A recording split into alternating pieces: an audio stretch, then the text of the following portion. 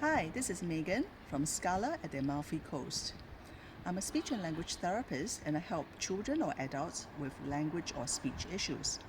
Now, when children struggle with language, we may say they have specific language impairment or developmental language disorder, which I actually feel like I might have when I'm in a foreign country like Italy. Okay, I'm struggling with the language, I don't speak the language, I don't understand the language. Now, what does it mean? Okay, the first area that gets affected is vocabulary. So when I walk into a cafe just now, I've got no idea how to ask for what I want. Okay, so I have to resort to using very general words, just pointing and saying this, this. Okay, in Italian, questo or questo and so forth. Instead of being specific and asking for chocolate or asking for cherry or asking for nuts and so forth. Okay, so that's the first area, vocabulary.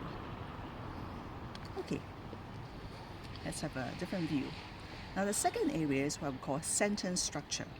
As you can imagine, I can barely string words into sentences when I don't speak the language. And also different languages actually have different sentence structures. So in English, if I went to a shop, I might say, I would like to have a big bag.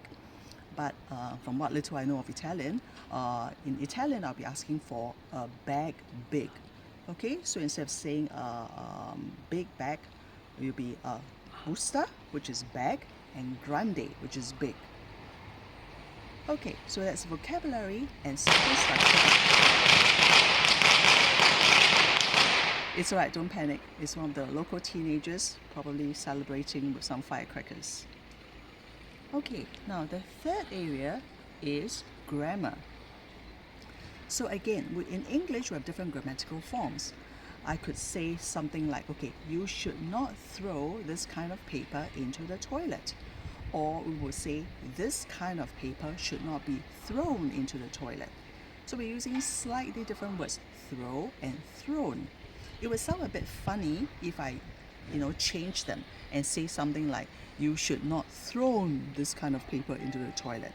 In the same way too, in Italian, there are going to be different forms of the same words, which again, is going to be very hard for me to grasp.